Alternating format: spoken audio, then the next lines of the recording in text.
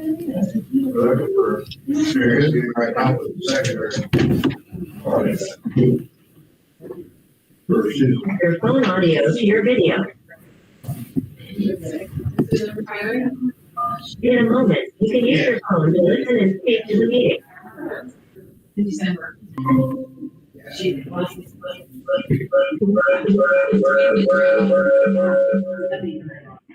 Okay, I'm off. I'm not connected to anything yet. I'm not either. Hey, there's that rally back. That was fun. It was really cute. That Rose Roberts crew was cracking me up.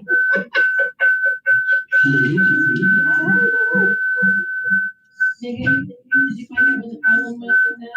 I sent you an email on the list of kids that you see that. Yeah, it was Did on. you see your email because there's like Juilliard and Harris. Okay, I'm not even in yet. Have like 10 and so I don't know what Unless I'm in. tell Kelsey what to do. I didn't know if you could look and see like so I Maybe sent I you can see if I'm in from last time. Jill, your mic is on. I don't know if it's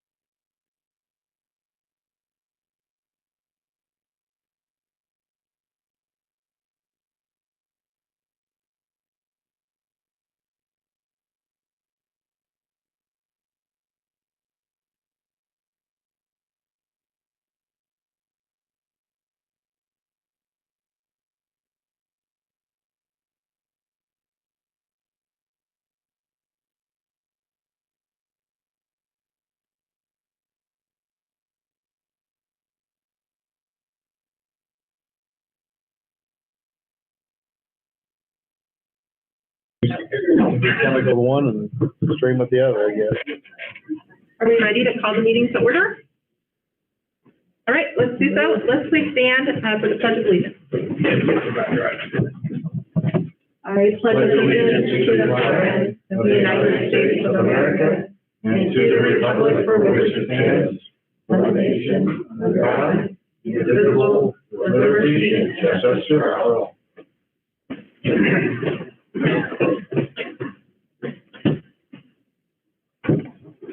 Okay, there's no amendments that need to be made to the agenda. No, I think we're going to use up our time pretty. Is there a motion to approve? I move to approve the agenda as presented. Thank you, Jill. Thank you, Steve. All those in favor say aye. Aye. All opposed, same sign. Motion carried. Okay, we will move straight in then to our presentation items, which is to review data this evening and our accountability goals with our board district vision goals. Well, to just go in this meeting. So this Monday in March has all three goals listed on the cadence of accountability sheet. And the only thing that really impacts all three of them is the key school improvement plan. So a big chunk of what we're going to be doing tonight is a quick review of the KESA plan, what it is, and then we're going to hear from the committees themselves. And first thing that's up here, I want to remind everybody and draw back to your attention. Kansas Vision for Education, Lead the World in the Success of Each Student, has been further defined in several different ways. You'll notice the definition of a successful high school graduate. Civil engagement is one at the bottom that will come up later, so I just wanted to highlight that. To be successful in post-secondary education, the attainment of industry recognized certification or in the workforce without the need for mediation. It's all part of that definition. Across the bottom, if you'll see, social emotional, kindergarten readiness, individual plans of study, high school graduation, and post-secondary success are considered the foundation of this plan. So when we started KESA a number of years back, we made a committee for each of these, and then made a committee for civil engagement, which was the only one that wasn't really represented in these five down here. And so that's where our KESA committee came from, straight off the State Department definition, Vision for Education.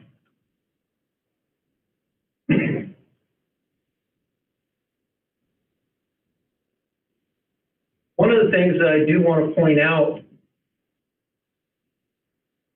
the success rate is a student must meet one of the four following outcomes within 2 years of high school graduation. And these are four things listed. Student earn an industry recognized certification in high school. Now we have a number of students who do that. The majority are CNA, but we have others that will earn them through Salina Tech and various programs. 2, earn a post-secondary certificate. That's kind of vaguely defined. Earn a post-secondary degree. This is within 2 years of high school, so the only degree you're going to earn typically is going to be an associate. We've had people do that by the time they graduate high school, and of course within 2 years you should be in a condition where you can. Or the last one is enroll in the first and second year following high school graduation. That is to return to your sophomore year. The discrepancy that I'd like to point out at this point is the definition says enter the workforce without the need for mediation, but workforce is not any of those four definitions there at the bottom. This says that you can be a successful graduate according to the top definition if you enter the workforce without the need for mediation, but it is not accounted for in the success rate. And that's been something we've dealt with for a while.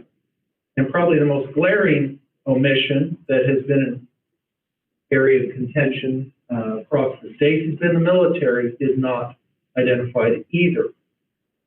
I will say there is, at least the reason I've been giving the staff when they get hung up on this, because a lot of people do, is that the state's goal is 75%, 70 to 75%.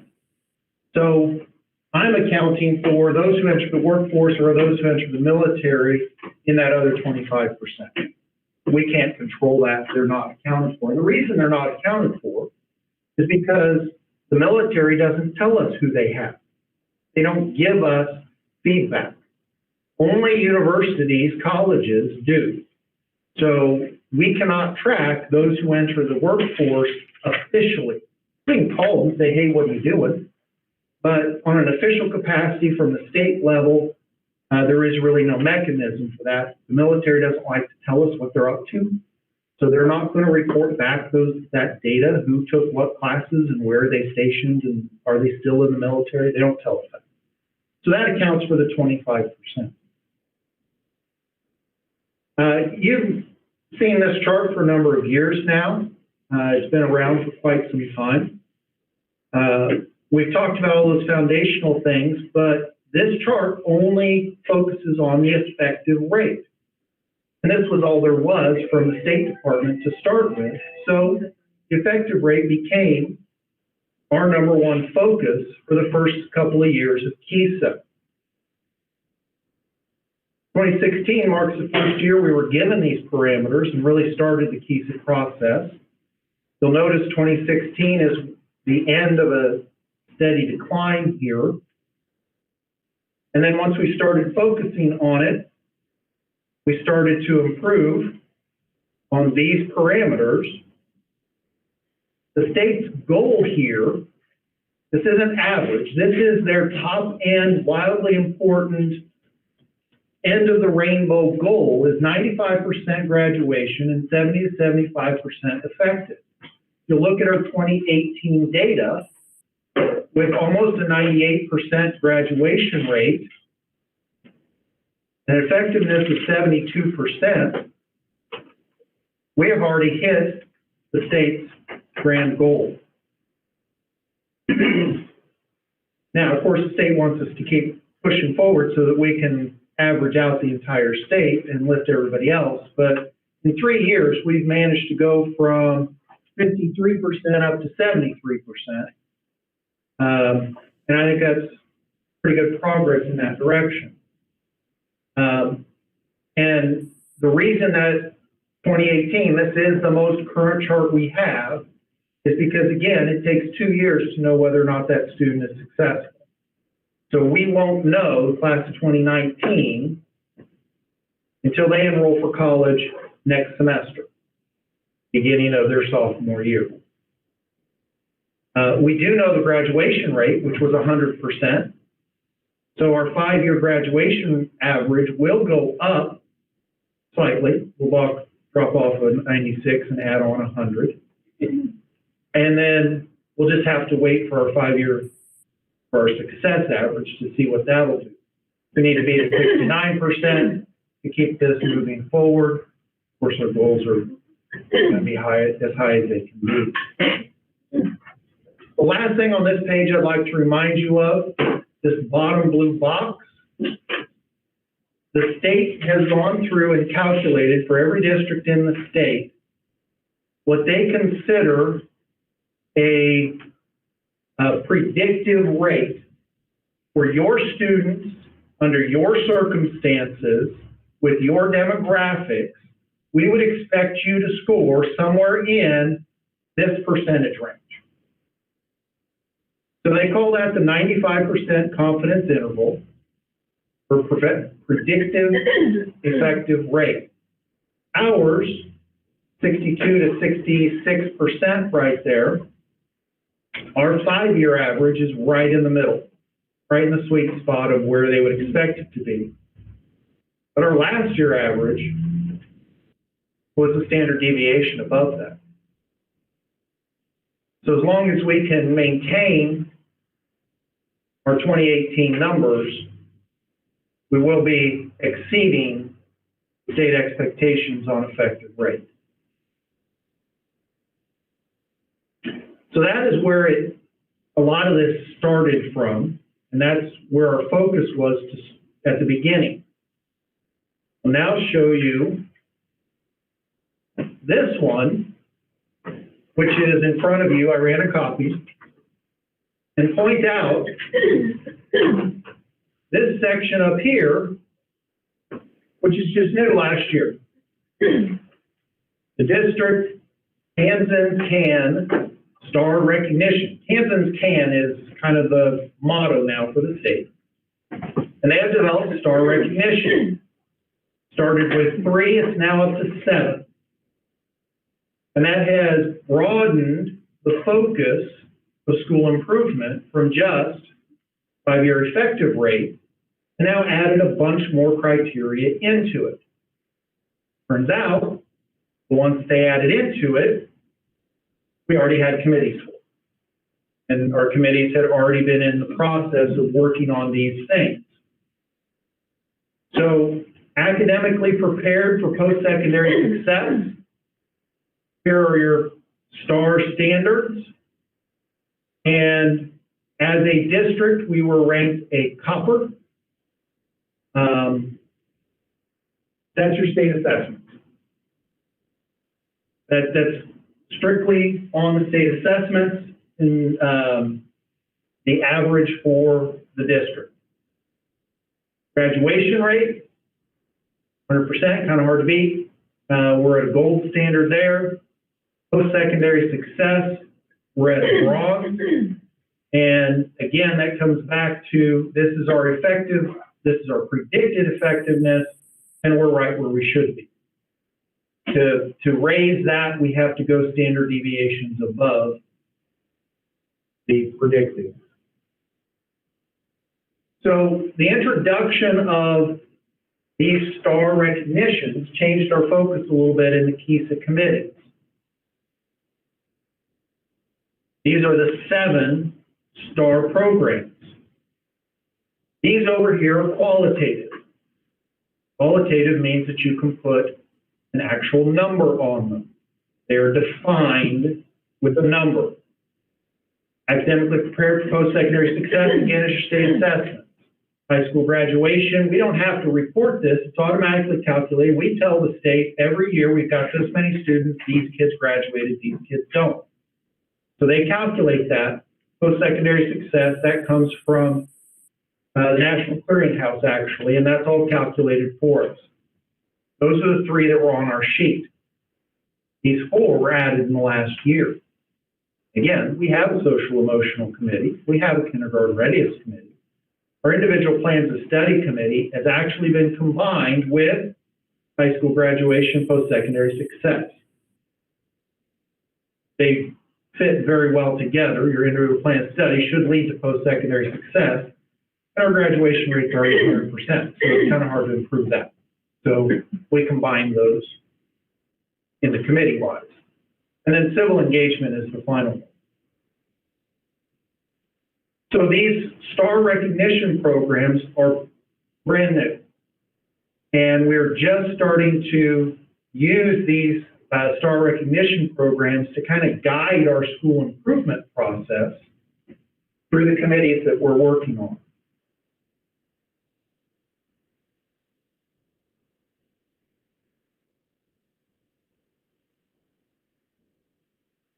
Okay. So these are our standing committees.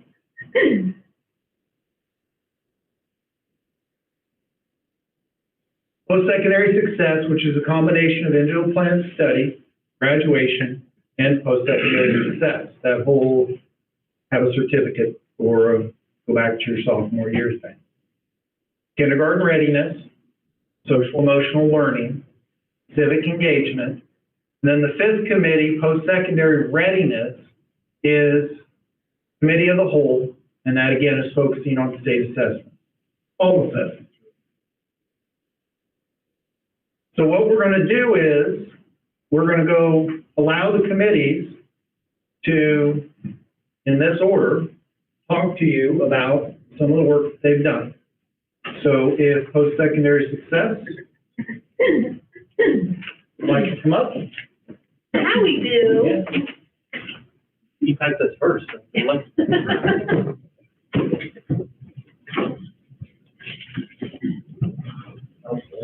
guys will know more about the IPS. Go for it. Like Roger was saying, we started out as in 3 separate committees with post-secondary success, individual plan of studies, and graduation rate. But like you said, those all kind of feed together. And here in a second, what we'll show you is how they kind of state released a rubric for us to finally look at what we're doing and how we can rate ourselves. We just got this last semester. One of the first things we did was look over and kind of start to begin to rate ourselves. And at first, we're like, well, there's no rubric for post-secondary success or graduation rate. What are we doing? But it's kind of, they feed together. If we're doing individual plans of study correctly, we're getting kids excited about what they're learning, giving them a purpose for their learning, and hoping we get them on the right track, then that automatically will make those other rates go up as well. So that's kind of how that all works together. So if you go to the next one here, I think it'll start showing our, so these are the rubrics that we started to see. I'm not going to read through all of it, but they kind of give you the overview about how it's focusing on making sure that those students have those goals, what they're trying to do. They're getting exposed to careers early.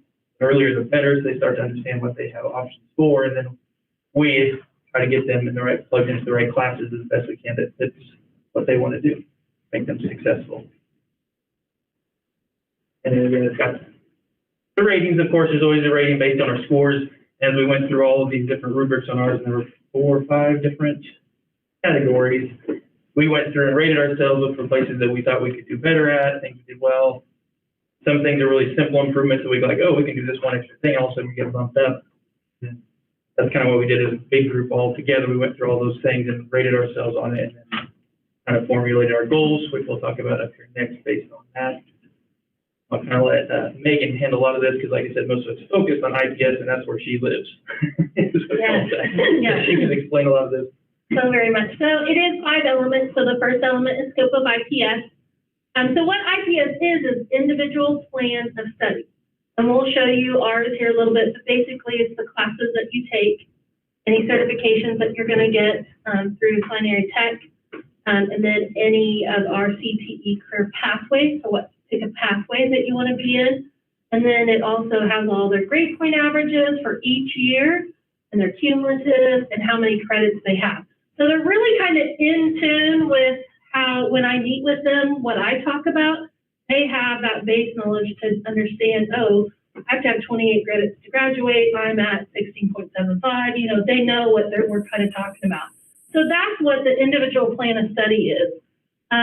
And so it does have a self-reflection inventory. Ours has a very small piece on there that we can work towards getting a little bit bigger, and it talks about each year, like their freshman year, they pick their career, and so then reflection piece would be, I decided not to be a professional football player, now I want to be an electrician, and why. So that's a small piece on there that we do self-reflect on. And then your role courses are aligned student interests and goals. So if you're wanting to be in the allied health field, you go into nursing, you should be taking math and science courses, and we talk about those things. And then a 7-year plan of study, they actually want us to start in middle school, which we have not implemented at this point. It's only 9 through 12. So that's one of the first things that we will implement, is moving it into the lower grades. And then it needs to be exportable electronic portfolio. So I'm really excited to have this next year. Kids will be leaving with basically a website that has their resume on it. It has any workplace studies, any mentoring that they've done, any job shadowing they've done, and it will really showcase them on an electronic portfolio that they can take anywhere. Basically, they can take that to their job or their college and say, hey, look at this website, this is me. And so it'll be really exciting, and I'm working with English teachers to do that. And then we have a new program we're going to implement in our seminar that will allow us to do a lot of that too with the students. So that's element 1. And these are what we've chosen to work on. So of course, bringing it into 7th grade, we thought, well, heck, that'll be pretty easy. We can do that, 7th and 8th. And then have the students begin putting artifacts of work in Zello for the electronic portfolio.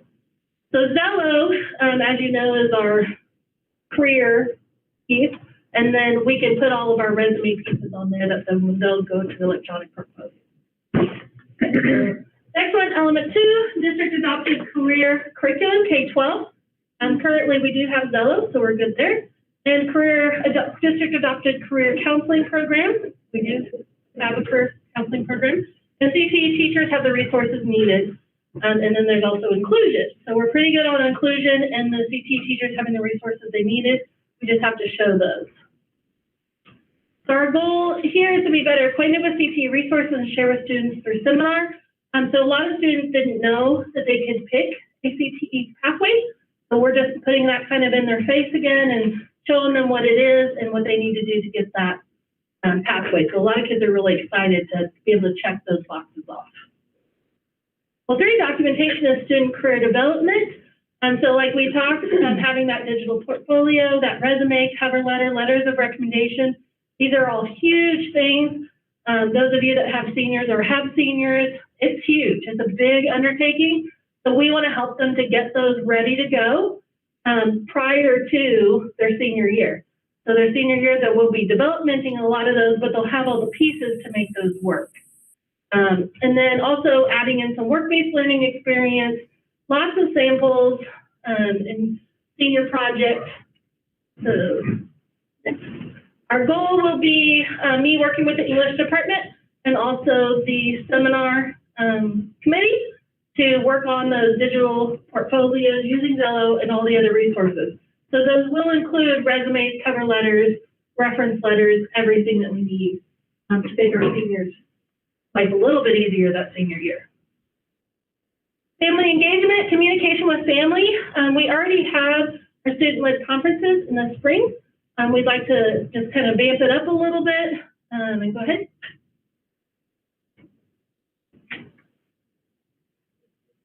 Come on, Roger. Come on, Roger. Running off the stage. I know, that's a lot. So goal is the family can have access to the IPS and that we record it once per semester. So they currently share it at their student-led conferences. We're also going to bring it up at the fall conferences. And we're not sure how yet, but we're going to. And then we're also going to revisit our career matchmaker in Zello each time you're looking back at careers and fine-tuning. So they don't have to take that matchmaker over and over and over, but we're going to look at the matchmaker and there's a way to go through and make sure that the way they answered is the way they feel this year. Because as you know, a lot of kids change freshman to sophomore and junior to senior year. There's lots of changes that happen. So we'll just fine-tune that annually. And then goal 5, administration and policy, clearly defined assessment and reevaluation process in place. And then perception data is collected from staff, students, and families. So those are surveys. We currently do not have a survey in place, so that is something we'd have to work towards. Go ahead, Roger. So we are wanting to create a scope and sequence for the IPS, which I currently have one for Zello. So we will just work towards implementing that IPS and the senior portfolio and everything. Really, it'll be a quite nice document that you can see what's happening in 7th grade, 8th grade, 9th grade, and so on, exactly what's going to be required of the kids in each grade. And then we'll definitely introduce the IPS in 7th grade and update it in 8th grade. This is the individual plans of study that the students fill out. It has their courses that they required to take, and then they can write their grades in so that it's all in one place. These are the classes I've taken. These are the grades I've gotten. They can watch their progress through the 9th through 12th. This is a really cool addition, I think, to the IPS. Along the bottom, it has just the requirements that you have to graduate high school. Here at Southeast, what does it take to be qualified admissions? And then what does it take to be a state scholar? The students are always asking that. When we start enrollment in seminar, they'll say, well, what is it I have to be a Kansas scholar? And now all of that information's right here. We just pull it up and show them, which is really cool. These are the certifications you can get out at VOTEC. And then those are the pathways that Megan was talking about for CTE. That's all there on the individual plans of study. And then this is, what are your plans after high school? Do you want to go to 2-year college, 4-year college, technical, military work? And then there's that reflection piece that Megan was talking about at the bottom, where you can write in notes like, like she said, I wanted to be a football player. Well, no, maybe I want to be an electrician as we move through the grades and do more exploration with Zello. But I know when we did conferences this spring, parents really liked the individual plans of study. I got a lot of good feedback from that. Especially the parents of seniors that are starting to help their students apply to colleges and get those grants and stuff. They knew they could just pull that document out and all that information was there. But we wanted to show you what it looks like. And then are we just picking up the slack for the parents who aren't as involved whenever, I mean, I don't know, do you even have those conferences? They do. If they have a parent that doesn't show up to the student-led conferences, they're required to meet with Mrs. Wright or Mr. Sager. Or their seminar teacher. They can require a seminar teacher to say, no, I just want to do it. You know, and sometimes parents don't show, and then the kids just. Right, yeah, I seminar mean, teacher. we have good graduation rates, but it doesn't mean that all the parents are gonna be there, so, okay. And one of the most important things for me as an individual plan of study as we create that and we go through the rubric is to make sure that it's valuable for the students and for the teachers and not just to check a box that we want a gold star. We do want a gold star, but we want to make sure that it's what's best for our kids. And then are they gonna choose their profession in 7th grade? They can. Or we're gonna really concentrate on that in 9th grade? Well, we actually could concentrate on it more in 10th grade. Okay. 9th grade, they have an idea. Some kids know, you know, in kindergarten what they want to do, but it changes constantly. So especially even what I've noticed in 6th grade and 7th grade when we build as matchmakers, they don't know what the words mean. They don't really know what the content is saying, so they just kind of get some strange things. So really in the 7th grade and 6th grade, what I've been kind of, well, 6th grade especially, because 7th grade and 8th grade are combined, it's harder. The 6th grade, what I've worked with them on is, what are you interested in doing? Now you go and research it on this Zello site. So it's because kids kind of have an idea what they want to do. Right. Yeah. So it's been really great. So I kind of look at it, approach it differently, and I've learned a lot working with the 6th graders. So I see under element 5, you talked about the perception data. It's not a goal to implement that. Does that mean that that's just assumed that you will do it? Well, at this time, we kind of kept it simple and tried to just do a few that glaring ones that we wanted to make the most impact on. If we tried to do the whole thing, we would never be able to do it. So surveys, of course, are really important, but until we have a document that we want to have a survey on, I think that we got to kind of wait until we do that first. I just want to make sure that we are engaging our students in the process of evaluation. I've seen a lot of social media chatter this year from both seniors and senior parents about the value of seminar and how it might be utilized differently. And I just think it's a huge opportunity for us to learn from our kids. They have to use the information. If we don't listen to them, they're not going to be engaged in our classroom. So I just saw that, and it's just, yeah, that was great. Sounds like a good place to plug that in. You know, one thing that's kind of interesting that I had this conversation with a college professor. I'll let you guess who that is. And I want this to be very constructive. I mean, it does kind of concern me. We've got copper for success and gold for graduation rate.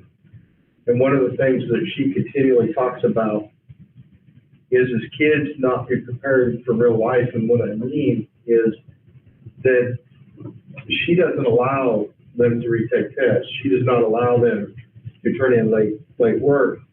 And it's become a real foreign subject to them. And they're like, well, why wouldn't you? They did in high school. Well, why, what do you mean I can't get credit for this because it's a day late? I was busy. And she tries to tell them the profession that they're going into you can't do that. You have to be prepared and you have to be ready to support the next generation coming up through.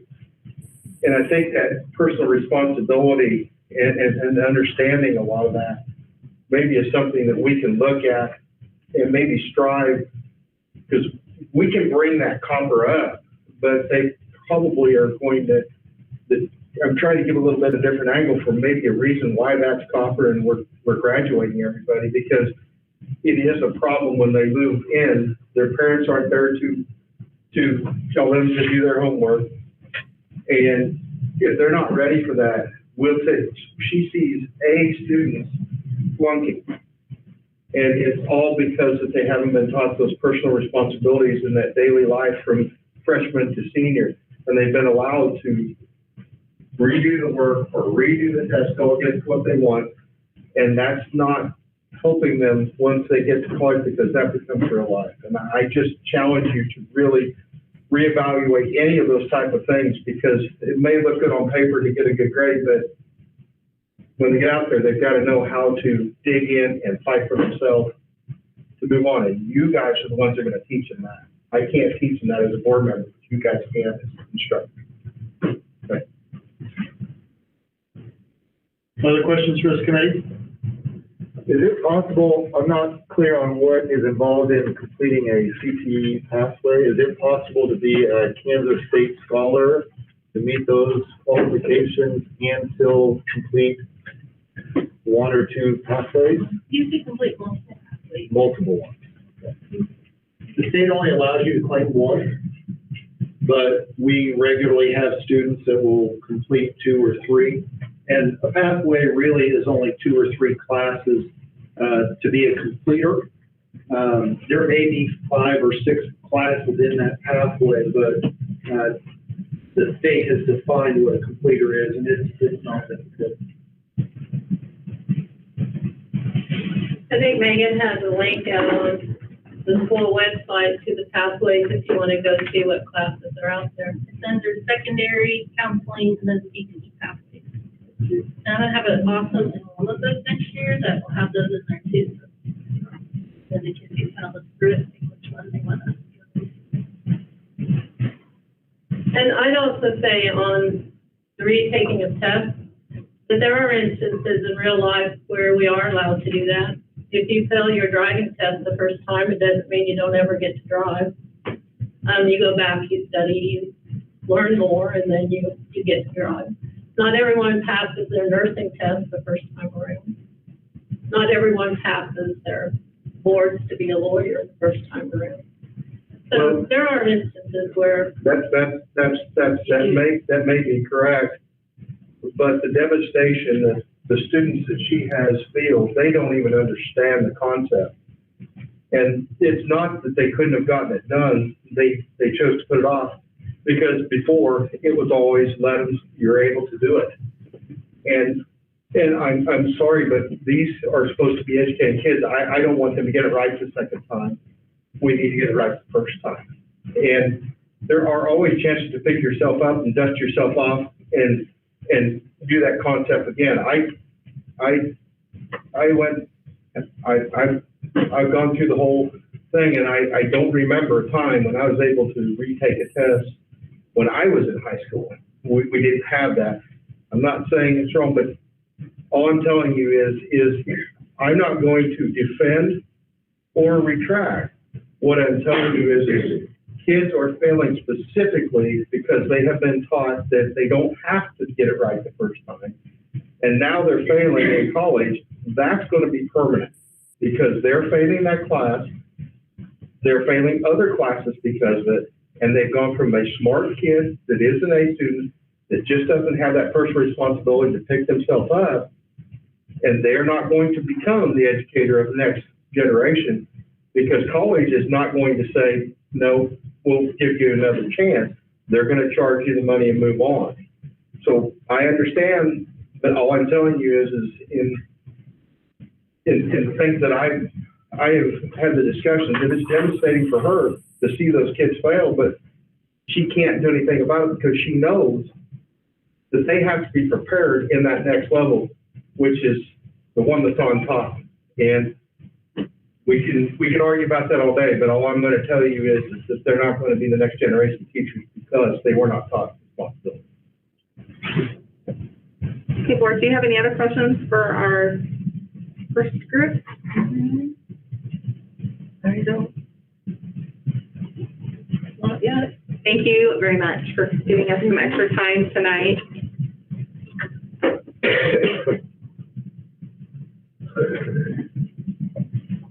Hello. Hi. Hi. We are the co-chairs of the Kindergarten Readiness Committee, and We have a good mix of elementary and secondary also on our committee. On the next slide, it kind of goes through the work that was done. Roger mentioned that we did not get the rubrics until this year. So we didn't really have a working definition of what they wanted for kindergarten readiness or what we needed to meet. So some of the work that we did prior to having the rubrics were, we did some research and discussion on a working definition of the term kindergarten readiness. We went through and organized some of our pre-K screening that we do at our screenings prior to them starting kindergarten and put that on a spreadsheet. The first year, state assessment data was looked at and kind of to see the progress or the growth from that kindergarten screener, pre-screener through grade school. When we finally got the rubric, we talked about plans for publicly funded preschool. We discussed the task force that we had. We walked through the rubric and looked at each one, and then we set goals from each one of those 6 elements that we thought we could work on as a starting off point. And then just kind of an overview of the rubric for the STAR recognition program. Really, the main focus of the state has been just the community partnership with our community preschool providers, our daycare providers. That's really been the thing that they've wanted us to commit to, and it's very evident throughout the entire document of the rubric. So encouraging you to take a look at that. But we all know that, you know, education starts long before that child comes into kindergarten, that we need to have those relationships built between preschool, a community preschool, and our school district. So if we look at the criteria, it's really based on 6 different, criteria elements is what they call it in ours. One of them I'll talk here, we've actually just made our goals centered around these 6 different criteria or elements. The first one is community partnerships. So once again, that's what it's all about. The focus of the entire rubric is really how do we get, collaborative relationships between our daycare providers, our preschool providers. Number 2 is quality evidence-based. Don't go on, Roger. We're still on that, actually, the one before that. Sorry. Well, on the first and you got the second one, Roger. He's got a time limit, 8 o'clock. I'm sorry. Number 2 is quality evidence-based learning. So just trying to find a way to those collaborative moments between preschool and kindergarten. Like how can we come together to provide evidence-based learning for our students? Number 3 has to do with the quality workforce of coming alongside. Once again, number 4, I'll talk about in a minute, with health and safety of our kids. We all want our kids to come in healthy and safe. How do we do that when they're not in our building? And how do we get a hold of them prior to that? Number 5 was inclusion and accessibility. So this had to do with our special ed education population. And then number 6 is the transition into kindergarten and how we go about doing that with how we know they're ready or not with assessments and how we go about doing that. So we can move forward now, Roger, thank you. To our first goal, and this was centered around that community partnership. This is not something that we've had in the past, but we really feel like as a group, as a whole, we need to establish some sort of partnership with our preschools that exist within our community. And so our first goal is centered around structure and coordination. And it says to us, we want to establish a biannual meeting, just meeting a couple times a year to collaborate between our preschool providers in the community, our district kindergarten teachers, of course, parents as teachers, staff as well, administration, and then a board member from both our district and the preschool that's in our community as well. So our point person for that has been Rosetta Wild. This is a new goal. Obviously, we've just gotten these this STAR rubric, so we're excited about moving forward in this area. I think it's a really big need for us to be able to chat together and figure out a game plan to make it a cohesive machine, I guess we could call it, so. And then Shannon's gonna talk about element two.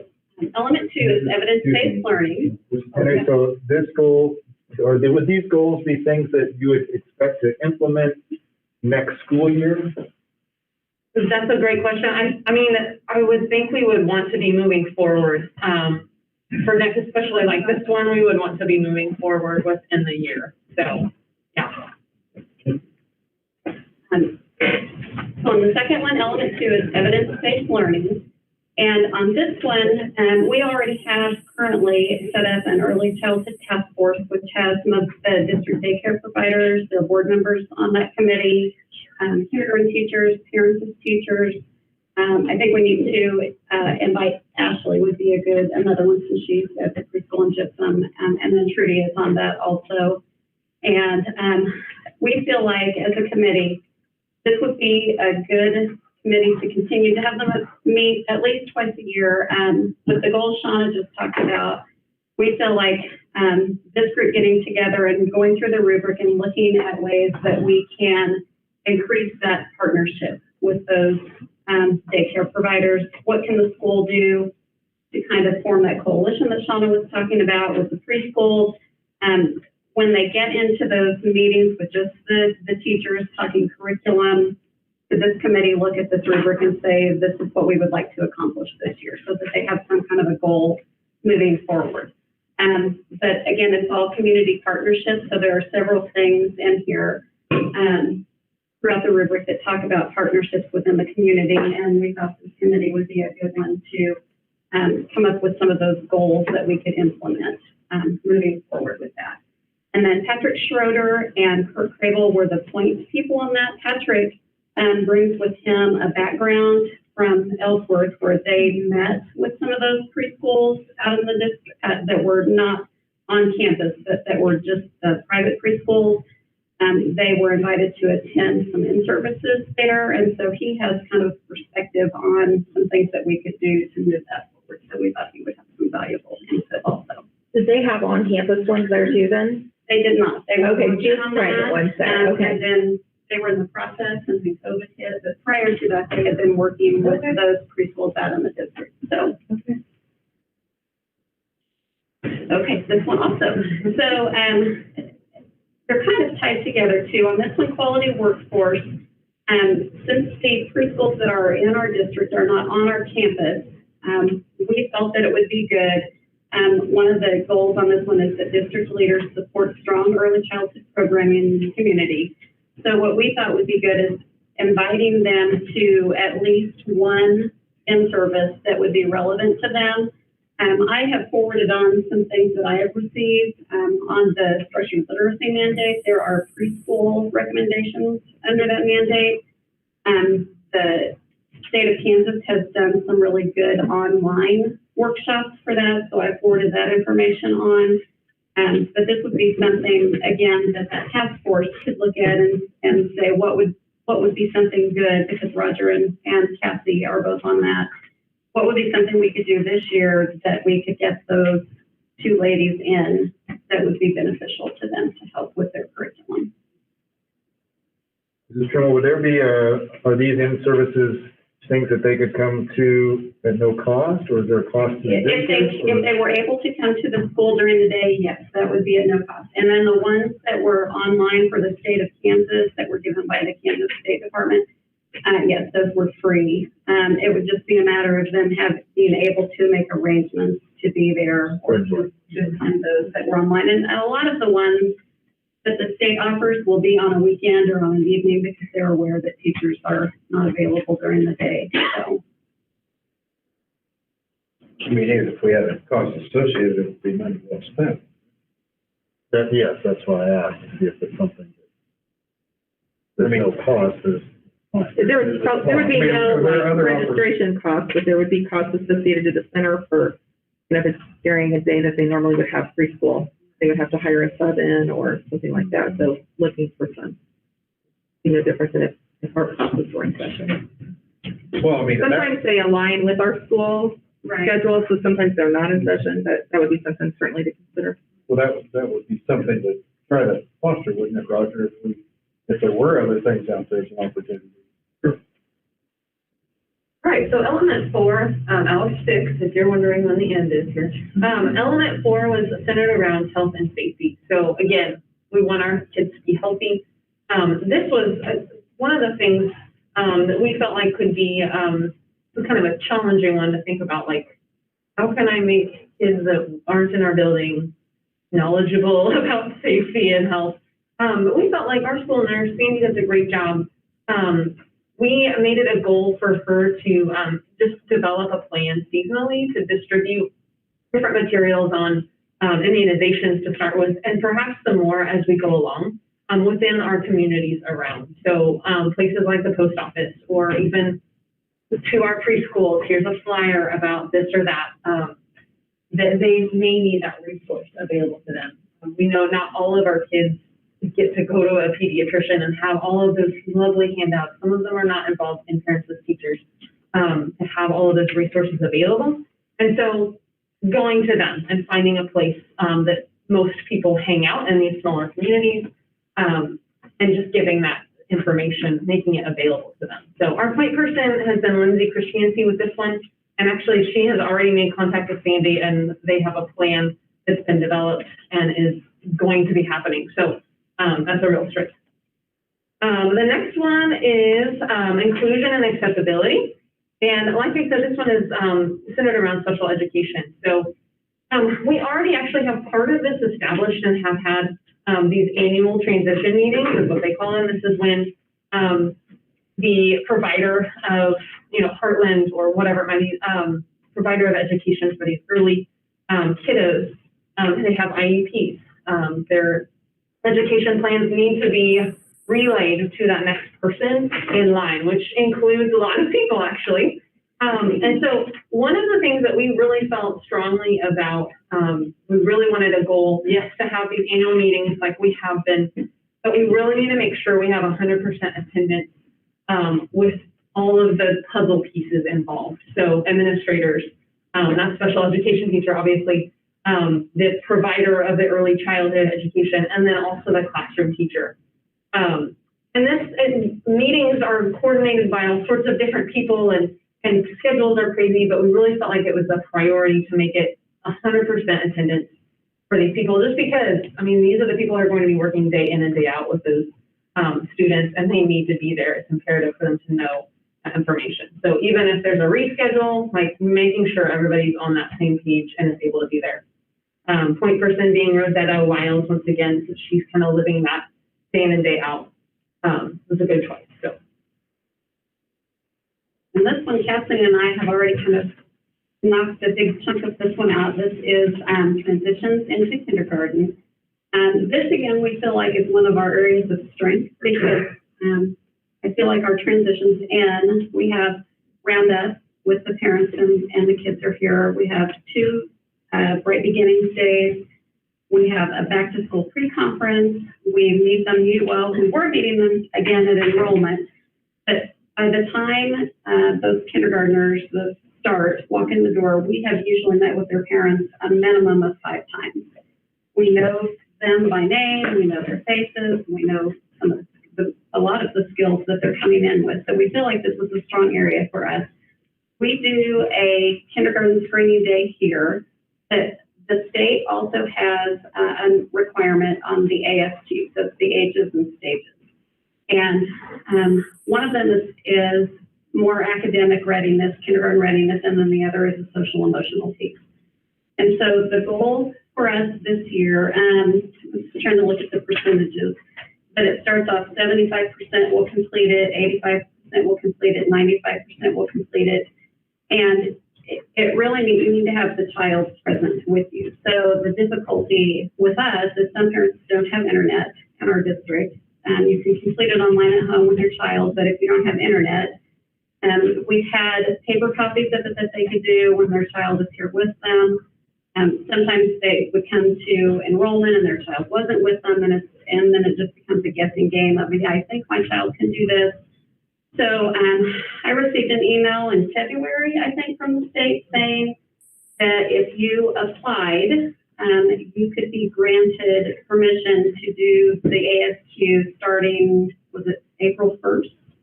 So it's like right around the corner. Yes, so it was really quickly. So Kathy got that turned in, and so now instead of having to wait until August the 3rd, those parents can complete that starting the 1st of April. So the plan is that we will have computers here, so that's when they come in for a screening appointment, because they have all made, at Roundup, they've all signed up for a screening appointment, and even if they miss a screening or we have new ones come in, kindergarten teachers always come up in the summer to screen those new ones before they start.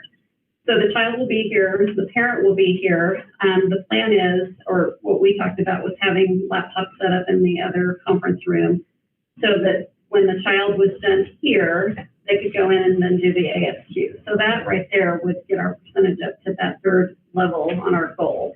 And then once that's turned in, the other part of it to reach the highest point level would be to go over those results with teachers prior to the beginning of the year, and then to have a conference with those parents. Well, if it's all done in April, the majority of it, that's time to look over that data before we even get out of school. And then there's a pre-conference with parents when they come back in August, the day prior to starting to kindergarten. So that would allow that time to kind of go over that information with parents. So Kathy's getting that all set up in the computer.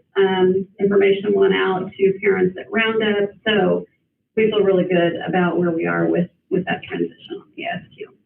And I don't know if I told you, Shannon, because I briefly talked to slow down, but she's willing to do those kiddos who are PhD kids. Oh, good. When she does their visits. Okay, good. She can do that with those kiddos, so those will be done ahead of time. Perfect. So that's just the numbers as well. Great. All right, so to wrap it up, we just kind of highlighted some of our strengths and weaknesses. So the strengths that we've really seen, actually what Shannon just highlighted, that's an exciting, I guess, action point that we've gotten to with element 6. And then with the health and safety as well, just having that strong, that school nurse that's willing to come alongside our committee and help with just informing our community for our littles coming. So those are our strengths. And then the weakness that we talked about was on this rubric, there are several elements or several points under each element that say publicly funded preschool.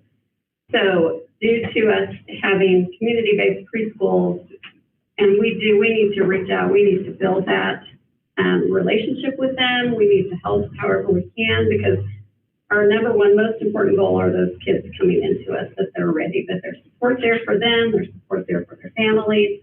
But unfortunately on the rubric, to get higher rankings on the points, to get more points, a lot of them are worded that it has to be a publicly funded preschool.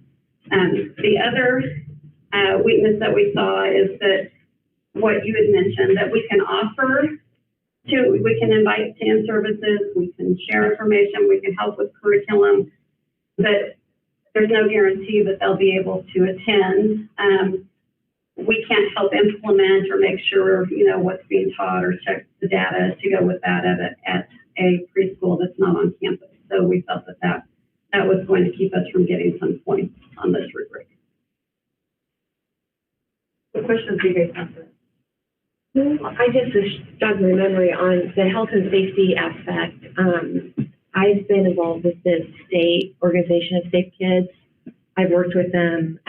My role was mostly with pool and water safety, but they might have some resources that I can go into the preschool and share with different. I mean, they cover a lot of things. That just happened to be the area that I worked with them. That would be. Is there a contact person for that, Sheree? There used to be one in Saline County, and I don't think there is anymore. And so I just recently, the state agency just reached out to me just this year, so I have their information. Okay. Yeah. That's fine. Yeah, that would be great. My main concern is with you guys having a nice rounded committee that Rosetta has 3 things to do. I would like to, and these are big things because I was involved with you guys on this stuff. I'm concerned that our biannual meetings, it's a lot for one person. So I don't know if you guys can add someone with her, for the biannual meetings for the community partnerships and the IEPs. On the transition into kindergarten, she's with Trina and Kathy, but the other 2, I would hate for her to do those on her own. Just because that is a lot of work if she's going to be doing 3 different things. If she was only doing one thing, it wouldn't be a big deal. And honestly, on the transition to kindergarten, she was just, I think all her job was to do on that was just to check in with Cassie about making sure that the teachers were on the invite list. But that email comes out from the co-op and it comes out like in the fall, really early for the next school year.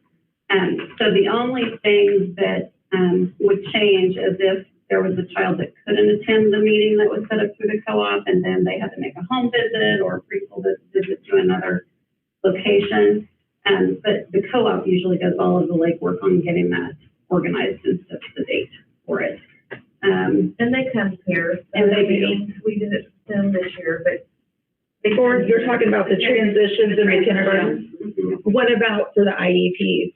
That's the same. That's the same thing. Oh, because we have 5.1 and two different things. That's why I was, Right. yeah, that's why I was. Meeting, but it's Oh. coordinated, they're both coordinated by the co-op. Right. Okay, because that's what, like, you guys have them as two different bullet points, so it looks like they're two different big things going on. And then the biannual meeting, that one, again, we really feel like the task force needs to kind of come up with the goals for that meeting, what we think needs to be accomplished. So I think what we had talked about with Rosetta, which she would mainly be sending out an email saying, could we schedule on this day to meet? Because chances are it's going to have to be in an evening for everyone to get together. So. And it's not that we're saying she's gonna do it, it's that she's Right. the point person. She's the one that She'll you're have reporting back to. But really, 5.1 and 6 is the same thing. One Is meeting- that what you're saying? One meeting could satisfy them both. They're two Okay, different- that's what I was, yeah, I they're mean, two different I was just categories because on the I'm not rubric. familiar with it, so I'm taking it as two different, to me, it looks like two major things. And really, it's one thing coming from the co-op. Yeah, and the point person being like she's gonna be involved in all this no matter. Right, And she's yeah. on our committee. And so is she'll be Shannon. our point person. Yeah, I mean, you know, so I know who all is involved, but I just don't want one person to be overwhelmed, Yeah. is my thing. Because if you're already a teacher, you're already overwhelmed, that's a lot of work. So I don't want someone to have to do everything, was my main concern. And honestly, ASQ, sorry, Kathy, but it's going to fall mostly on her because she's the administrator of the program, so she's going to have to set all of that up. But then That's okay. Trina and Rosetta will be It's already responsible done. for going over the results with parents. But Okay. Do you feel the definition of kindergarten readiness is fairly set, or is it very fluid still? How are we feeling? Well, based upon these, I think it's fairly set by the state. Yeah. Yeah. Okay, because they haven't had a definition, Well, but, we were floundering, honestly. yes, I remember. Yeah. Because we didn't have anything to go by. So honestly, really what we were talking about, it's not really what came up in the rubric. I mean, it was a piece of it, but there was a whole bunch more added through each element. So I feel like it's way more thorough than what we were discussing. So in the done part, you guys talked about that we developed that definition. So is that something then that is, we're going to keep that and then add to it the stuff that the state added? No, we'll just go by what's in the rubric. Their rubric. And then do we have a copy of that then? Of the rubric, Yeah, The definition. like, or what our guideline is? Yeah, the rubric's the measuring tool. right. Right. So it's going to be a whole bunch of things under each element. So it's not really. a It's this concise- whole thing. Oh. Yes, yeah, not really a nice, concise definition of what we were thinking it would be. Right. Right, That is the definition. right. Yeah. Okay. But you talk about kindergarten readiness and about 5 interactions directly with the parents and the students, and I assume that's kind of within the year to 6 months that they're getting ready to come to And kindergarten. honestly, it starts in April. So it's between April or March. We just had The end of March and then the beginning of August. And that's just the So- transition period. That's the transition period. Right, but, I mean, before that too, so what we're trying to do is also foster that in part of the preschool, and then I Yes, assume just- parents and teachers has some Yes. element in there. So when these kids are, say, 2 to 3, these parents should have been exposed to what we're going to expect. Am I 3 to 4?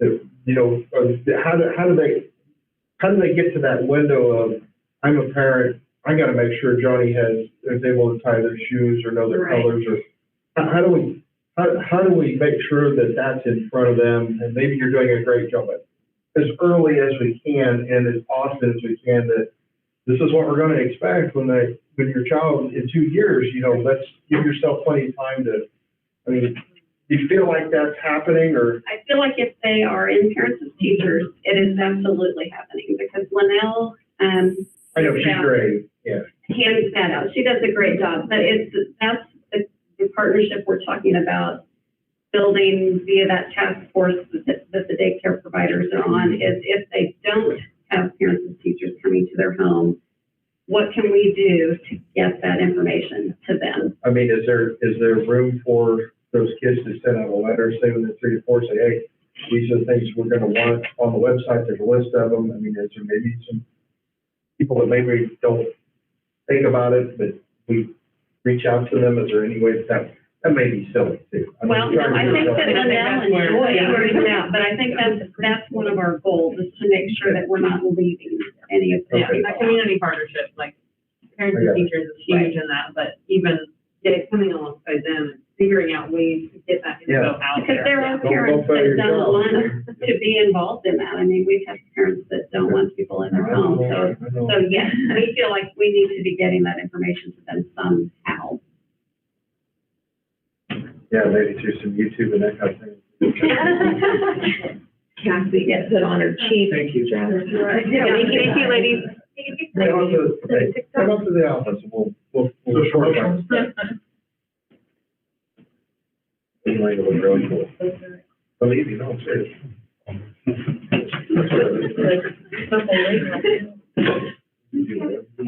No, I'll start it, You can and then I'm gonna start hand it it. over to you.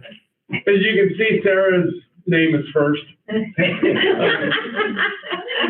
My name is second, and that's because we were the first 2 people that were listed on the committee, and so we were chairs. Honestly, social emotional learning is an area that is huge. And 1 year ago, last Friday, it became even huger.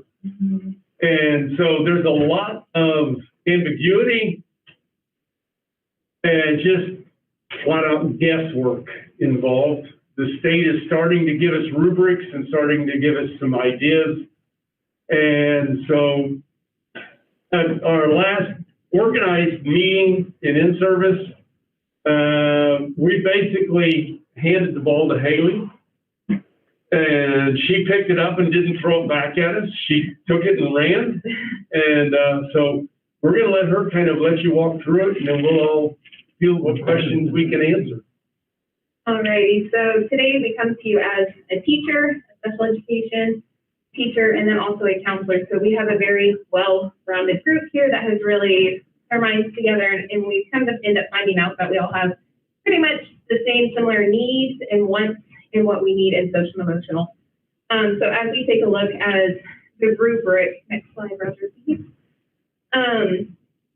The state has given you a rubric of everything, and please keep in mind, Southeast Lane does provide a wealth of mental health in the school, but is it up to the state standard as what they're wanting? Not really. And a lot of it is because the last 2 years since I've been here, we have been just doing the best that we can. Neil has been doing an amazing job producing the Harbor videos from Jocelyn Renaissance, which is a free social emotional learning program. I've been hand making my own curriculum every week, spending countless hours in on in, making sure that they're lined up with CASEL, the ASCA standards of a school counselor. So it is very hard to meet the expectations of what the state is wanting when you don't have a curriculum that has been data driven.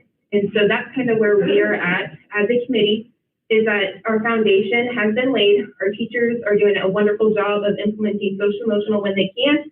throughout the daily classroom life, and then also during that lesson time in the secondary side. But this is kind of where we are at as a committee of, we're ready to take that next step, and hopefully a year on from now, we can show you those elements of every rubric. That is how we're going to set a goal, what's the data line, and have something to present for you guys. Next slide, please. So I went ahead and just kind of laid out the recognition rubric just to kind of give you guys a little bit of background about the elements. And so element 1 is a valid and aligned measures. This means the selected measures are aligned with the state standards through the curriculum. And you'll kind of get a common theme of a word called curriculum throughout this whole entire thing. And that's how we're going to try to wrap around in all these elements, is through a curriculum. Element 2 is the quality evidence-based learning and selected growth measures data and demonstrates growth through K-12 students over a selected time period. Element 3 is the positive school climate culture, which is district prioritized support through building climate. And so we do meet a little bit of this. We do the Kansas Care survey yearly through 6, 8, 10, and 12 on the grades. So we do meet that little bit of a criteria. And then also element 4 is the systemic improvement process of the SEG in place, which is focal points for feedback, what needs to be reviewed, what needs to be continued, and what needs to be kind of looked at and made better. So the next slide, please.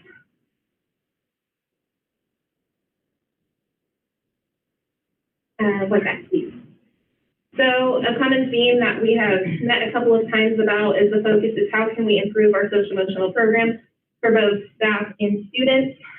When we talk about social emotional, it's not always about the students. We need to be taking care of our staff at this time, as we all came to figure out real fast with COVID on how much extra stress and pressure it has made for a lot of us. Since the state is really wanting data, when we look at the program overall, how can we make this data driven? So we also have to make sure the selections that we make have a purpose behind them, and that we can also present it to make sure that we get the standards that we're looking for. What improvements can we do to make a more effective program? Not only just in staff, but in the students. Can we do anything different with the students? Can we do more student-led activities, awarenesses, and whatnot? And then last but not least, shocker, but the numbers of students this year have increased drastically. I cannot explain that to you enough. Neil and I have been running with our tails off. I know that the administrators have been running crazily. It is just, social emotional is just a desperate need right now with this year. Research just recently came out that 1 in 3 students are starting to perform maybe a mental illness, and those common diagnoses are going to be anxiety and depression. And I've personally seen that a lot with my own students that I deal with. And I've had to learn to adjust on how I do my own practices. Yes, so next slide, please. So the basic key thing on this whole slide is living up to our expectations. We have Mr. Jeremy, who's been here since the beginning of time. He's our rock. He's got a wealth of knowledge of how it looks like we've gone through these phases, and we are known for values. Well, I'm gonna try a pop quiz here, since some of these people have been around. How many of you played the senior faculty softball game? Senior faculty basketball game? It's been a while since we've done any of that stuff. Yeah. And so, we were talking about it, and it came up in a conversation that, as Haley pointed out, it's the staff, not just the student. Mm-hmm. The stress on our teachers, especially our new and beginning first 5-year teachers, oh my goodness, the stress they have had to suffer through the last year is, I can't even imagine. I really can't. I mean, I'm one of those fortunate ones that had a curriculum in place and could make it happen, because I knew what my curriculum was inside and out. To be a rookie teacher and gone through the last year, my hat's off to those people, because they have done an admirable job of keeping this public school system going. The whole curriculum-based thing, we don't have one. As Haley said, we're throwing it together wherever we can. We thought the Harbor Renaissance was going to be a great thing, and it is a great thing. and we've seen some good things from the kids. Neil has started walking through the building during those times when we show the videos. And he's starting to hear some real good conversations towards the end of the year where the kids are opening up. But it's not a curriculum. So we can't gain data out of it. Therefore, we can't use it. And so now we've thrown, we throw a lot of balls back at Haley. And so her and Neil are working, and Rhonda, I believe, is in with them, trying to find a curriculum that will give us and drive the data that's necessary. And honestly, I mean, you folks are all parents, you know that data is one thing. Watching the kids doesn't always mean the data lines up with what you're seeing in the classroom or across the dinner table from you. So we're looking at a lot of things outside the box, not just in the box where the numbers are. It's a different thing when you're dealing with social emotional, and that's what we're trying to look into and see how can we do all this stuff and pull it all back together. So currently, as Scott has said, the counselors and the administrators have been in a couple of Zoom video meetings this week and also prior to last week, just meeting with representatives and getting a feel of what those curriculums might look like, what do they have to offer, and whatnot. And I think it's safe to say that we've probably narrowed it down to the final one of what we're looking at. And the awesome thing about this curriculum is you can implement it to every day if you'd like to, or you can just implement it once a month. That's it. No matter what it is, the resources are going to be there for the teachers, the counselors, and anyone else who wants to come. You can use it as much as you want or as little as you want. And that is something that we just have to do as a staff, is we have to make this more of a common language so that when problems come up, the students are not afraid to talk about, issues or certain situations. I get it that sometimes that the situations and issues might need to talk, how to talk behind closed doors, but simple things like talking about your normal generalized anxiety about, tests or speaking in front of people, those should be fluent conversations that you should be able to have in a normal classroom setting so that you start to understand, oh, my peers are having that similar situation as well. Besides the curriculum, other committee is looking into is adding social emotional topics into everyday classrooms. I understand that this is very much easier implemented into an elementary setting, but we've even come to think about in the secondary setting, like you have your English and then your history. Those are more areas that might be easier to implement more social emotional learning, whether it be like a soft start 5-minute discussion or, reading a book and picking out the certain characteristics of the main character and saying, how are they doing, and all that type of stuff. Another thing is Scott was telling me a couple years back that they did a student-led club to promote, new students? No, we had an all-school assembly where every club and organization, even sports, had a representative get up on stage at a whole school assembly and do a presentation of what they did, who they were, and come join us. And try to promote more than, there's kids we've talked to. Well, we ran into it a couple weeks ago as we were talking in class, and one of the kids says, well, I'm not out for track because I'm on the shooting team. And one of the other kids goes, you're on the what?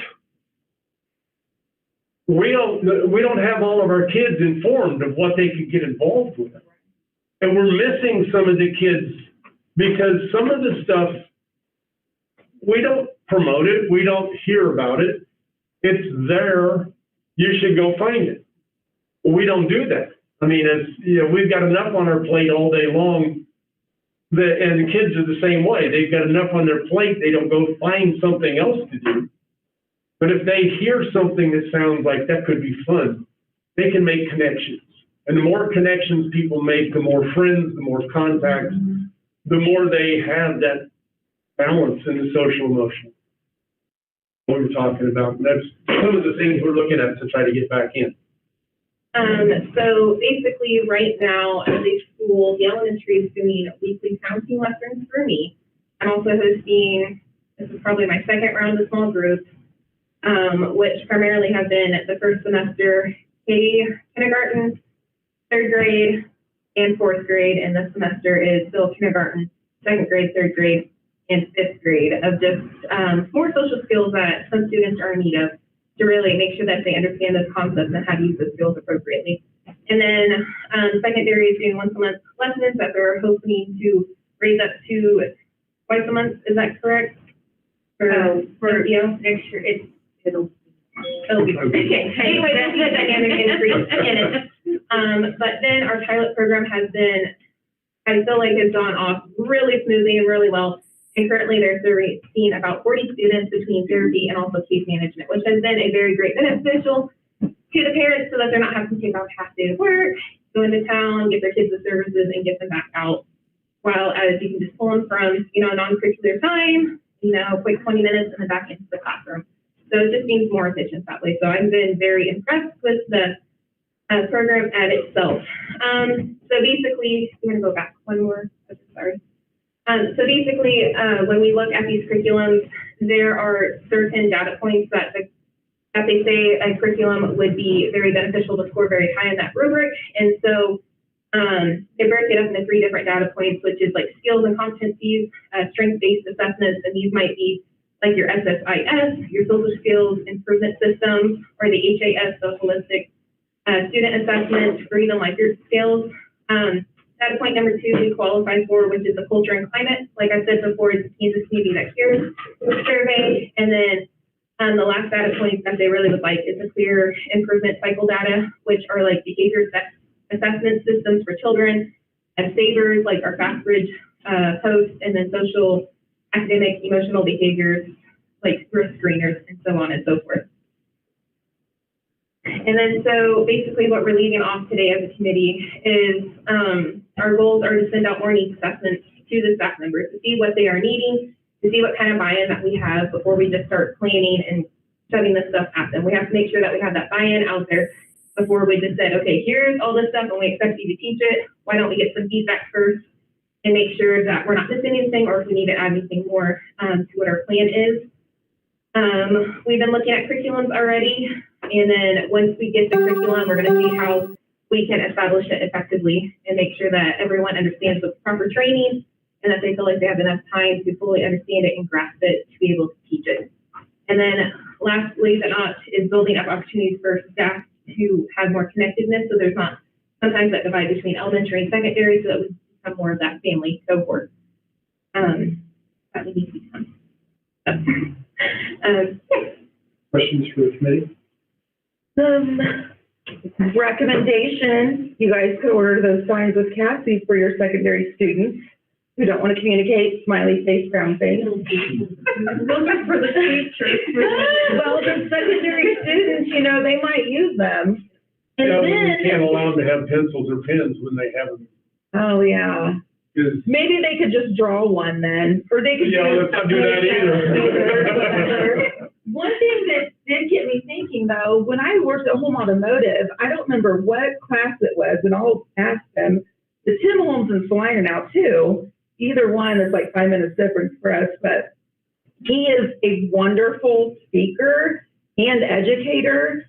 And Abilene would take a group of high school students in there, and he would spend an hour with them. Even if he loves it, and he would educate them on how to be great people, just in general. And I think if we could even implement something like that, if we knew other business people like that too, I'm pretty sure the Long MacArthur guy's pretty social too. But even to talk to, like I said, I'll figure out what class it was, but he does a lot with things like that. He loves to be involved with kids. So if we can even look to our business owners, We had just in this area and started doing a Salina. little bit of that, and then we got close.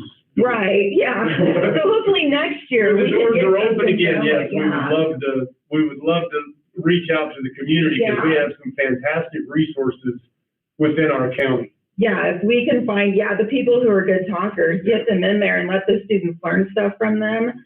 That's a good outlet for them to just get out of the building too. But I think you guys are wonderful, so thank you for doing what you're doing. Thank you.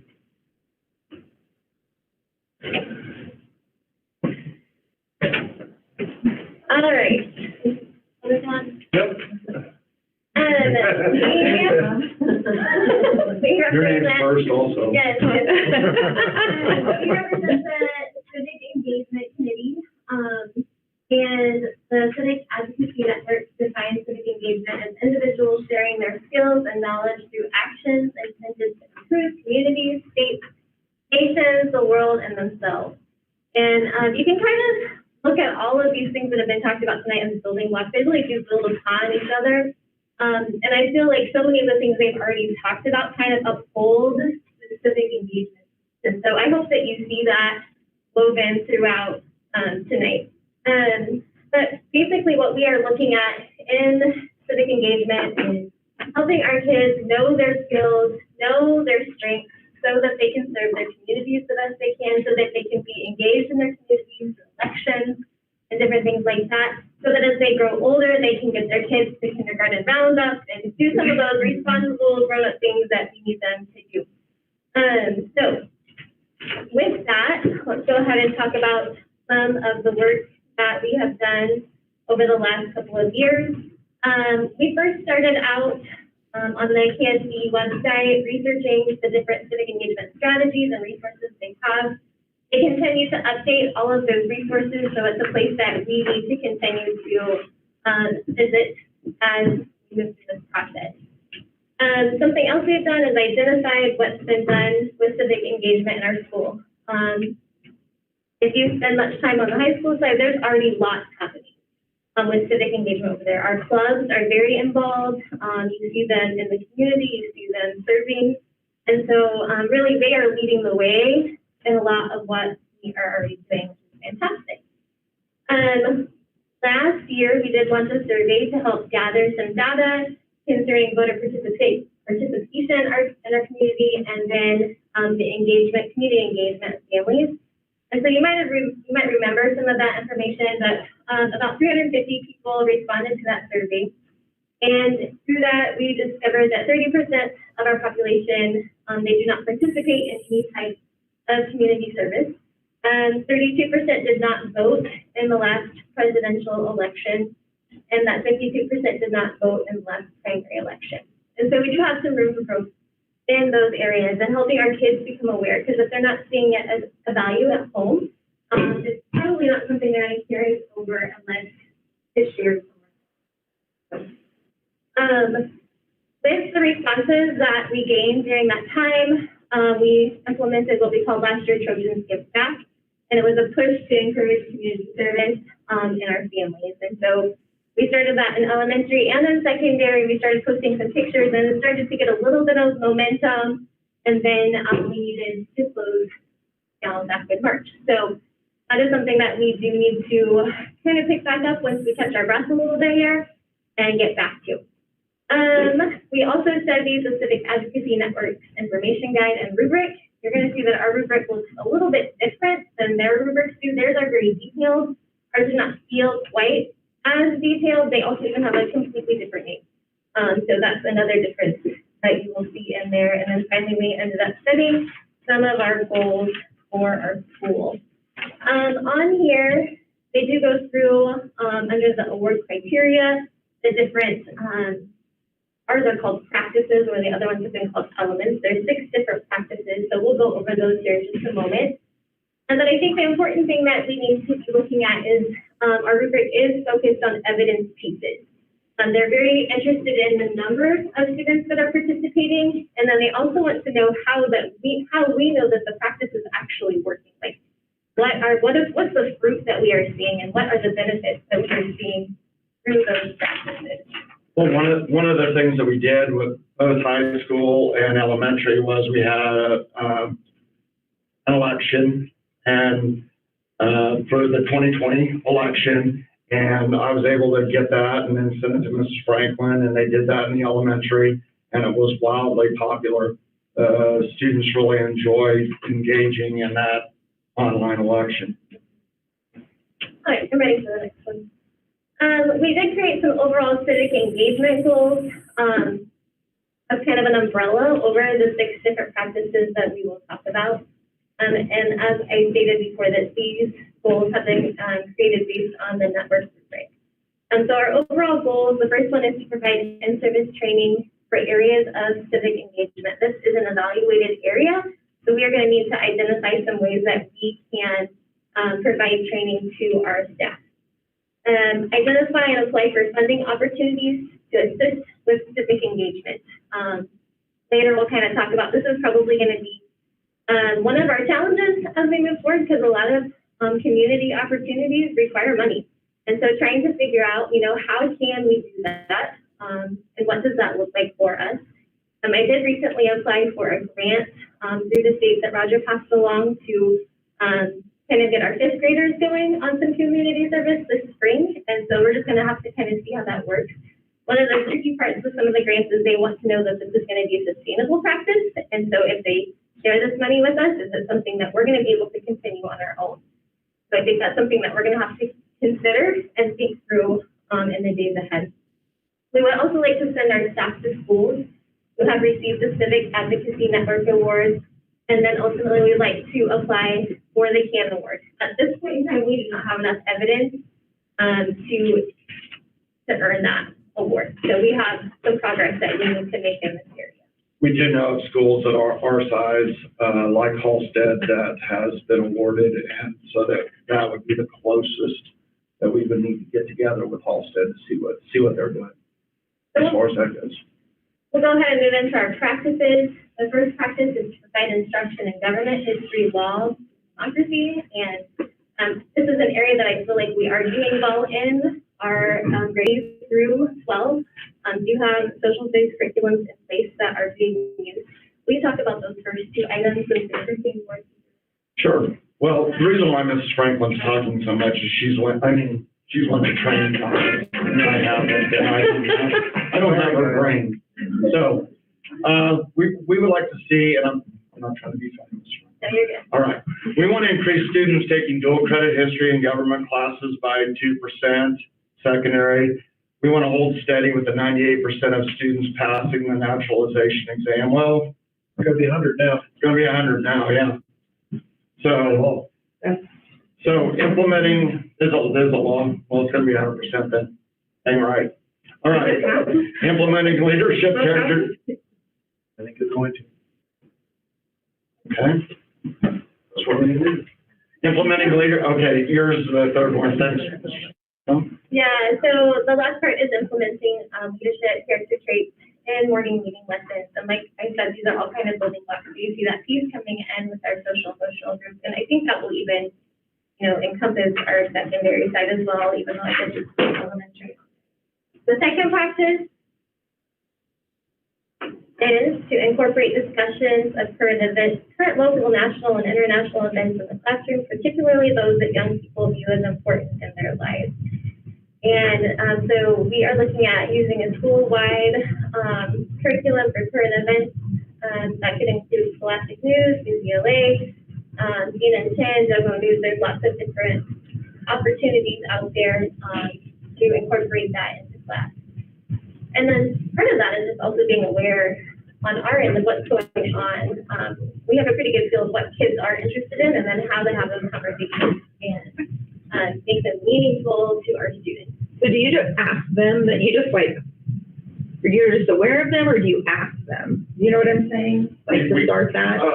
I'm sure in the elementary, when we talk to the social science teachers, with their curriculum, they ask them. Okay. Yeah. And a lot of the things they are finding themselves as they are doing their own research. And like in my class on Fridays, part of their class time is a current events time. And so a lot of times that's where some of our discussions come up. And then like back in the fall, they have heard about Ruth Bader Ginsburg. And so we ended up doing a couple of days on that after, they showed interest in that. So it's not something that you can necessarily plan for every year, because that's always changing. And right. Being aware as educators of which direction we need to go when those things come up. So also develop partnerships with other schools or nursing homes to discuss and share family customs and traditions. So this is something that we would really like to see us become involved in, is connecting to other people in our community or in the state or even across the world via Zoom or different things to kind of see what life is like. in one of the classes that I'm taking right now, I just had to interview somebody that was over 70 years old of what education was like. And it's just so interesting, like things that we don't think about. And so helping kids be aware of just what's going on around them with people and making connections with them. What grade school class does the family history? Or like goes back to like what country you're from, do you know? Genealogy, that's junior high. Is it junior high? I think it's junior high. Oh, okay, I was thinking it was like sixth grade, eighth grade. Practice 3 is design and implement programs that provide students with opportunities to apply what they learn for performing community service that is linked to the formal curriculum and classroom discussion. And so one of our goals for that is each grade level will participate in at least one service project throughout the school year. We have grade levels that are already doing this very well, and we have grade levels that we would like to join the class. So part of that is going to be getting that organized to be like, okay, what is every grade level doing so that we're not overlapping, but we're also giving kids a wide range of opportunities through their time in our programs here. So Practice 4 is to offer extracurricular activities that provide opportunities for young people to get involved in their school or communities. And so with that, we would like to help provide families with ideas and opportunities for community service projects to be completed outside of the school with their families. So this is similar to what we did start last year in the 1920 school year. So kind of pick that practice back up. And then we have combined practice 5 and 6, which is to encourage student participation in student governance and simulations of democratic processes and procedures. The secondary side already does a great job with student government. This is something that we would like to pursue at the elementary level. And hopefully our administrator would love to take that on. So that is kind of the direction that we're heading with that. We need some of our upper elementary kids to start to take ownership, and we've even talked about what that would look like for a kindergartner and first grader to be involved in something like that. And for them to start learning, like, we get to talk together, and then we're going to go share this with some other kids, and we're going to see what they have to say, and so that they can find things that are going well in our school, things that they would like to see improved in our school, and really then they're taking ownership of our building and helping it become better. So that's where we are with our practices. Let's go ahead and talk about our strengths and weaknesses. You want to do this? No, the Okay, strengths go and for it. the weaknesses. Okay. All right. Secondary classes and clubs are leading the way in providing civic engagement opportunities. That would be like outside the school, the 4-H. That would be FFA. That would be CCLA. That would be student council. We have a student body that inside the building in the high school seems to me to be extremely engaged. Current events are being implemented in K through 12. Okay. Our weakness list is lengthy, and part of that comes from when we look at what we need for the rubric, we have got to have more evidence to score well in this week. So with that, student participation rate in community service needs to increase, and so that's where that goal of making sure that every grade level is participating in some sort of community service. And then from there, the second bullet is being able to shift community service from being staff-led to student-led. So, man, that's $1 million question for me. How do we make this intrinsic? How do we make it so that students are walking into a place and they see, oh my goodness, this needs to be done, this needs to be done, and I can do that. And so that's not always a natural human thing to do. So working on that with them and having those conversations to help them identify how they can contribute in their community. Continuity across grade levels and providing opportunities for civic engagement is an area we need improvement in. Mindfulness in providing elementary students with democratic processes and procedures, and then identifying them as such. Like, I know there's grade levels that like take a vote, you know, but kids are just thinking that, oh, we're just going to vote for that, but identifying that this is part of a process and having those conversations. And then the final weakness is just the lack of evidence to report on our civic engagement at the application. So, Who does that? who does the application? No, the award Like, who do you, it's just through the state, okay. I didn't know if it was national or state. Okay. The Civic Advocacy Network actually was first on the scene with this type of rubric and award. The state based a lot of its other stuff on these guys. Well, let's do something similar to that. But then the state rubrics came out and they were a lot more specific and a lot more of a roadmap than what this is. But we do a lot of this stuff. We just don't really document that we do a lot of this stuff. So some of this is just going to be behind the scenes that have to take account for what are we doing. And I think that's the challenge for us is, as you're looking at just a handful of people, it's going to be important for us to get people in the room, like, what are we doing? Let's kind of brainstorm this. Let's get this down so that we can have documentation and we can identify how many of our students are participating and what impact it's having on their lives. So a lot of times we get stuck in our own space with our 20 kids and we don't always see what's going The on. crossover, I think that stood out to me when I was looking at Keaton's IPS this year for the first time, was to say, the volunteer things are being logged there on your students, those 7th through 12th grade. You're going to have that opportunity now to utilize that data, which we haven't had before. And I've often thought, should we be requiring a certain number of hours of community service for graduation requirements? If we expect that of our kids, that's something we as a board could dialogue about. A lot of people across the state of Kansas are doing that. Just being a farming family, my husband would never allow my son to leave the farm if there was, to do volunteer if there was farm work to be done. It's just. We'll be careful there because we might be able to use some SDCLA civic things. Right. We might be able to use some future business. The new club we're qualified because they have those components in there. So we may have some opportunities already for them to get those hours. Yeah, if your child's willing to be in a club, which mine was only willing to play football. Well, then he may have to do some things he doesn't like if he wants to graduate. If we have. I'll let you take that up with him. I think it's a great idea. It's the dialogue that we can have. Sorry, didn't mean to open it. No, that's a discussion. Thank you. Thank you, guys. Okay, this meeting is scheduled to go to 8 o'clock. We are already on top of that. I got a couple things that I really need to ask of the board before we adjourn, though, if you will bear with me. Are we okay? Yeah.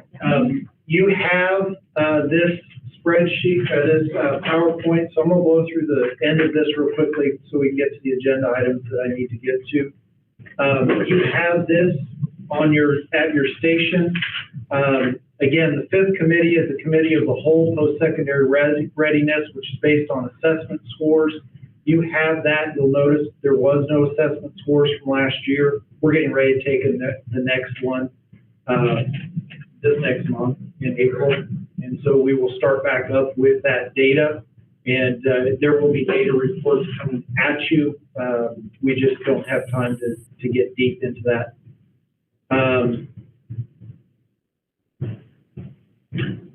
To help improve scores, departmental meetings and teamings have increased. I'll let you guys read through that. MTSS is something we're going to be a little more, we're restructuring and trying to beef up, and we'll get more into that. One of the big things that we're looking at to kind of adjust from the COVID loss is to use some of the federal stimulus dollars that are coming our way to organize summer camps and maybe do some summer learning. I did a survey. Would you be interested in working at summer learning camp? At the time, I had 31 responses. I got a couple more recently. Teachers are burnt out. It's been a long, hard year. But no is only 29% of the ones that responded. So I was really pleased that we do have some interest. Now, sign me up was only 5, but I could probably do 3 weeks was another 6, and I might be up for a week if it's is another 11. That's 22 teachers. I can run a summer camp with 22 teachers. So unless there's objections from the board, I have to come up with a budget plan, submit it to the state, and we have to figure out exactly how this is going to look. but we had some initial conversations about doing it. It's going to look a lot like a jump start. A couple weeks before, sometime late July, see if we can't get some kids jump start, get them in here, introduce them to some fun learning, but sneak that learning in there while they're having fun, and see if we can't make some bigger jumps. And I was surprised at this number. Half of them that responded weren't necessarily age specific. That's fantastic. Okay, so again, you have that, and I need to jump out of that so that we can figure out how this works. Move to the next thing on the agenda, unless you have questions. No. Can these people go? Before you go, can I just say thank you for all of your energy and effort around this. We know that it's been an exceptional year and that we're kind of in reset mode right now. We appreciate everything that you do, so thank you so much. And before you, the social emotional group, I didn't get to ask you this question, but when you're talking program and you're talking curriculum, are you talking about culture change, or are you talking about instructional resources? But it's instructional resources that will build to that. And K-12? K-12. Same stuff, K-12? Same curriculum, K-12 and Tier 1, so it affects all kids. Which we have some other resources that are more for the Tier 2, Tier 3 kids that need the more intensive stuff. But the Tier 1 that actually meets kids, all kids. Thank you. Thank you, guys. Be safe. Good night. Appreciate it. Shannon, I love your sweater. Thank you. I have one just like it. I'm jealous. It's not been good for my pocketbook. Mine either. Not good. Okay, the second bullet point that is on here for the agenda item, I did a statistical analysis of population studies, which is something that is been done before, and I brought it back to really look at what's there and what we can see coming down, what we can look coming down the line. We had 40 people at kindergarten roundup. 40 is like the worst number you can have. Although 20 is not completely unusual in kindergarten, we've made it known here that we're not exactly fond of 20 in a kindergarten class. So we typically will have 3 to 5 students show up that did not come to kindergarten roundup. We have a number of out-of-district applications that are in that number of 40 that came to roundup. We're not at a point of accepting or declining those applications, but if you look at the projection that I provided to you, actually, I'll put it up here. This is a rather intricate mathematical projection that takes birth rate and compares it to enrollment 5 years later. And we right down here in this blue number here, we get about 5 to 6% of the children born in Saline County end up in our school, 5 to 6%. If you look at the students who are born in Saline County but not in the city limits, we get about 66% of those students end up as kindergartners in our district 5 years later. Did you just do this all on your own? I've done these for years. Oh, I was like, nice, I like this. Yeah, I've done this for years. So you take that number and then you look at the live births that happened over the last 5 years, and you can project, give a guesstimate of what kind of numbers we're looking at coming down the line. And one of the things you can notice that the numbers coming down the line is they're all, give or take, right around 40. Right. Which is, again, that odd gray area we hate to be in because we're not sure is that a 2 or is that a 3. And so there's some things here that we need to kind of discuss. When we approved 19 sections for next year, we were specifically looking at the current kindergarten class and should we split them into 3 for first grade. At that point, which wasn't that long ago, we had 20 people enrolled for kindergarten roundup. Over the course of 2 weeks, we had 10 more sign up and then 2 more sign up, and now we're at 40 people came to kindergarten roundup. Okay? That's actually, if you look at the numbers here, 37 and 46, right there between the 2 predictive numbers that are on the chart. You look at this year's number, 39. Well, the 2 predictive numbers is 40 and 39. So there is some degree of accuracy to this.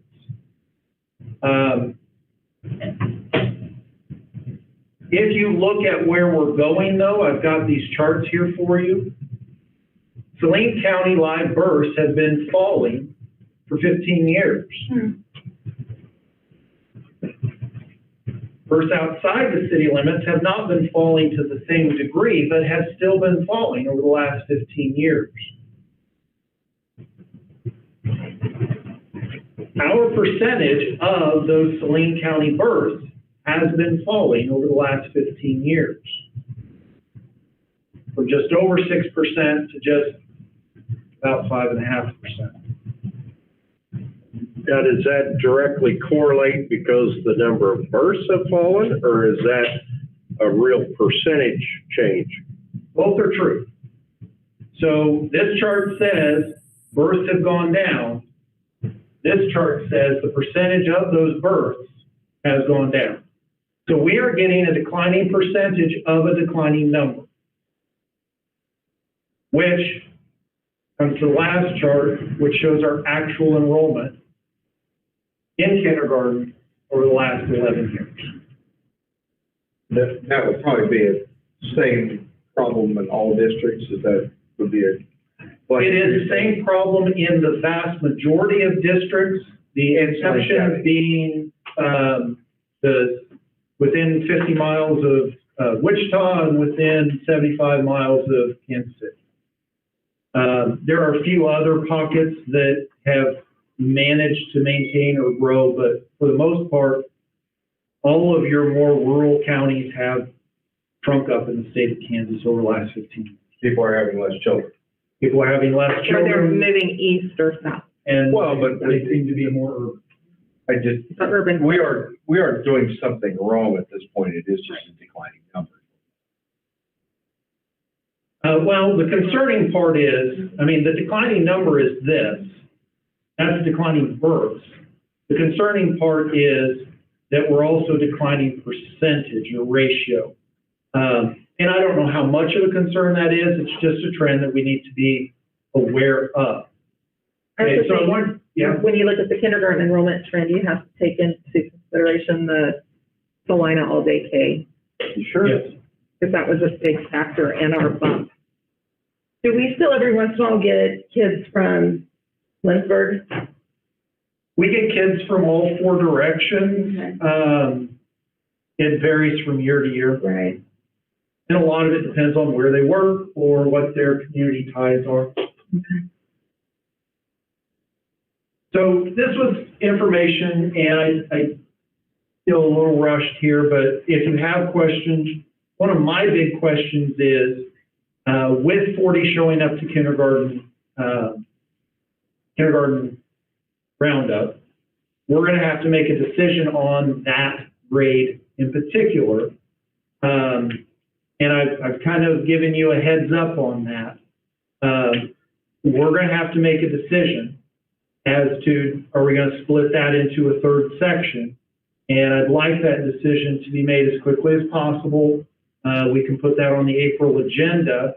But it's one of those things that the longer we wait, we're going to have to hire a teacher. We are full now with the 19 sections that we've had approved. This would be opening at 20. This year we've got 19. Last year we had 20.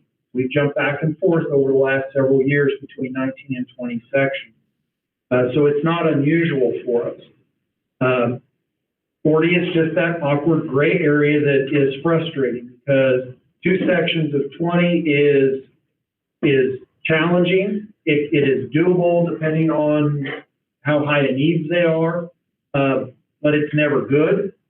3 sections of 13 is very inefficient. It may be great